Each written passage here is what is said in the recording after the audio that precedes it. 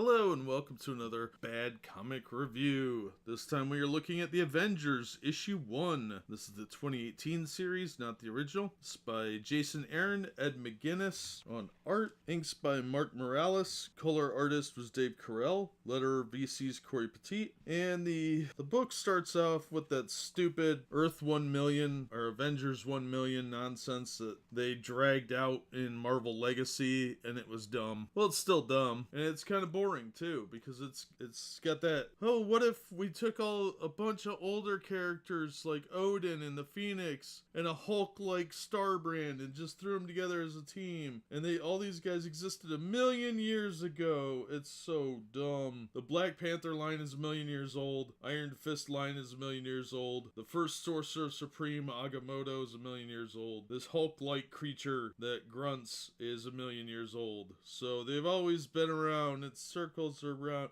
I'm surprised there wasn't a 1,000,000-year-old Captain America. Seriously, there's a Ghost Rider that rides a mammoth. Okay, that was kind of neat, not gonna lie. The rest was stupid. Really, really stupid. Alright, so in Marvel Legacy, they had found a Celestial that may or may not have been dead. And this time, apparently some other Celestials are coming, and it is called the First Celestial Host. And I'm guessing what they're trying to build to is that there have been these incursions of Celestials over the course of that 1,000,000 years. I don't know why the Phoenix is on Earth at this point. They don't explain any of it. There's just these weird, like, homunculus creatures trying to steal the booze that I guess are supposed to be humans. It's really dumb. Then we go to Earth now, where a weirdly drawn Tony Stark is having drinks with Captain America and Thor. Thor is apparently still unworthy and unable to lift Mjolnir anymore, and he has like a cybernetic arm or something. I don't know what that's all about. I haven't been reading Thor because it's crap, and Girl Thor was really annoying, so I haven't read any of the unworthy Thor either. So apparently he's still unworthy to lift his hammer, which is dumb. And they make some tee-hee jokes, and they reference Hydra Cap, Coma Tony, and unworthy Thor, and they kind of poke fun, saying that they're not as special as they used to be and they should let other people do it. And they said, we tried that, but it didn't work. Yeah, why don't you just whip your wang out and slap your readers in the face some more, Marvel? What they should have done was just glossed over all of that and say, hey, we're getting the band back together. No explanations. Just pretend a lot of this crap didn't happen. You know why? Because it was stupid. And that's why your sales are in the toilet, Marvel. Stop with the self-reflecting humor. First of all, none of us find it funny. We find it insulting. And second of all, people that do find it funny don't buy your books. Alright, so Thor's like, yeah, it's gotta be us because we all need this. We're awesome. And then Tony has a little manga spurg out moment. And he's got this stupid AI thing called Motherboard that's got that cutesy tee-hee humor to it. Oh, sorry to be the sort of AI that interrupts your angry soliloquies, Mr. Stark, but I'm afraid I have some rather alarming news. Look, stop with the hipster stupidity, okay? It's not cute. It's not funny. That's stuff that, like, 12-year-olds don't even find funny. It's just sad. It's kind of try-hard. And stop, okay? Just stop with it. Treat us like adults. Write a decent story. Your average readership is in their 30s and 40s. Stop, okay? You're not funny, people. And get some funny writers if you're gonna try and be funny. Alright, so there's some sort of problem. Then down in the plains of Africa, T'Challa and Doctor Strange are investigating, and they find these weird, stupid symbols from the stupid 1,000,000-year BC crap. And they're investigating where the dead Celestial was that may or may not have been dead. And then Robbie Reyes, the new Ghost Rider, he's having problems with his car acting up, and they refer once again to that stupid Marvel Legacy issue. And then, of course, She-Hulk has to get catcalled by some dirty-looking white dude because all white men are evil. Carol Danvers is in space, and there's an anomaly there with that outside that stupid Alpha Flight space station. Such a waste of Alpha Flight. And of course something's coming through, and everybody's getting called out there, and there's like some alien xenopods down in the center of the Earth. I don't know, they're probably face huggers. And giant roachy monsters attack Ghost Rider, and he transforms, and he looks kind of dumb. And then a dead Celestial's on the ground by the Hudson. Thankfully, Carol was able to maneuver it so it didn't hit Times Square.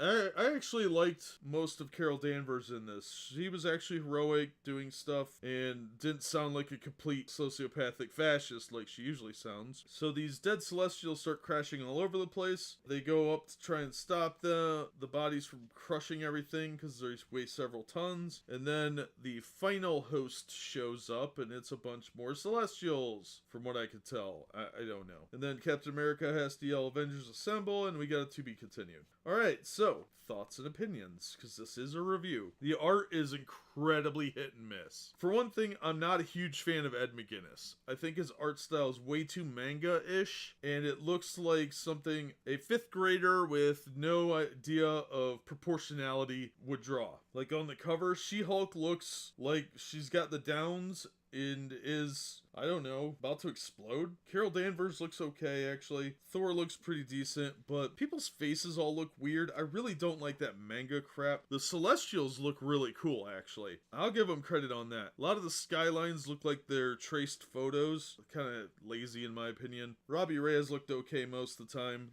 When he's in Ghost Rider form, it looked like he had like a weird hair accident from the 80s. Otherwise, he looked okay, but the Celestials were the highlight, and Carol Danvers not acting like a space Nazi was probably the best parts. Otherwise, the storyline's pretty mediocre. There's little inserts of the typical lowbrow humor, the tee-hee moments, especially with that stupid motherboard AI and the self-referentials to Marvel Comics giving us garbage storylines, which apparently they think is funny. They think it's funny to insult our intelligence repeatedly, to say, well, we tried something different and it's on you that you didn't like it. That's how it comes off to me. It seems very condescending to the audience that just wants to see some decent heroic action, and there was a lot of pointless talking in here. A little bit of validation between the Avengers, because apparently they all have to have a little therapy session before they can go back into action. And then the whole BC 1 million Avengers nonsense is just dumb. I thought it was a gimmick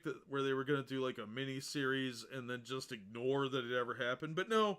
And what really annoyed me was this is an issue 1. It does have the legacy numbering, so it's technically 691, but it says number 1 on the cover, and they don't really bring you up to speed on the characters themselves. If they had cut out all the pointless talking about how they, I don't know if we should get the band back together. I'm very insecure. If they had just introduced the characters about 5 pages later, it would have been more interesting. They did a good job of saying their names, but not really what's going on in the universe. I felt like there was a lot missing, that if you haven't been reading their garbage tier single titles, that you would be really lost on what's going on and who these people are. Like, Thor's still unworthy, so what's the point? Captain America's out of uniform for most of the issue. They don't really gear up until the last few pages, and that I find a little insulting. There's too much peripheral stuff and not enough focus on the heroes. I don't care that She-Hulk is spazzing out on some rando guy that starts catcalling her. That it's a waste of an entire page. They should have started with Miss Marvel, or Captain Marvel now, I guess, dealing with the Celestial coming through this vortex. Start it there, and then talk about T'Challa and Doctor Strange in the tunnels, and they could have gutted about half of that storyline. And the whole thing with Thor, Captain America, and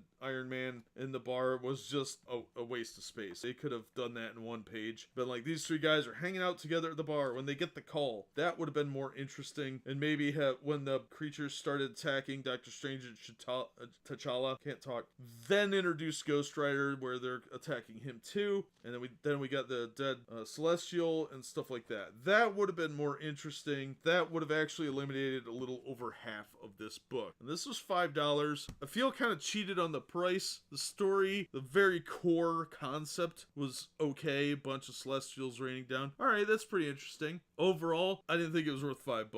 It wasn't inspiring me to pick up more, and I don't think that this is a good number 1. There's very little fill-in.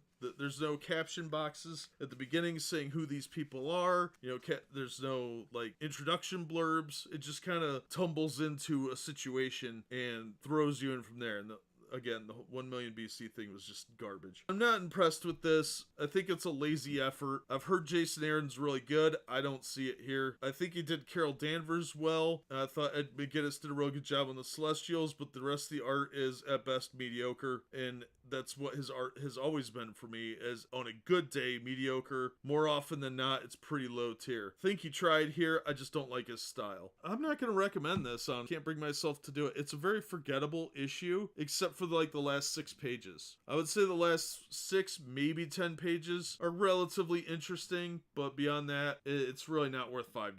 And if this is Marvel's idea of a fresh start, then, well, I'm probably not going to stick with it real long. But I'll check out issue 2 and maybe issue 3, but if it doesn't improve, I'm going to drop yet another Marvel title, because Marvel is just, they're really, really diving into the dumpster. And the paper quality is slightly better. The cover paper is anyway. The interior paper is still pretty garbagey. Still got some ink on my fingers, couple of fingerprints inside the issue, but at least the cover was much better quality than usual. And it better be for $5. This is just not worth $5. Get it on the discount rack. Don't spend $5 for it. It's not worth it. But that's my take. As always, thank you so much for listening and supporting the channel. If you liked the video, be sure and hit like. If you like what we do here, be sure and subscribe and hit the bell for notifications so you don't miss any episodes. And hopefully we'll see you on the next one.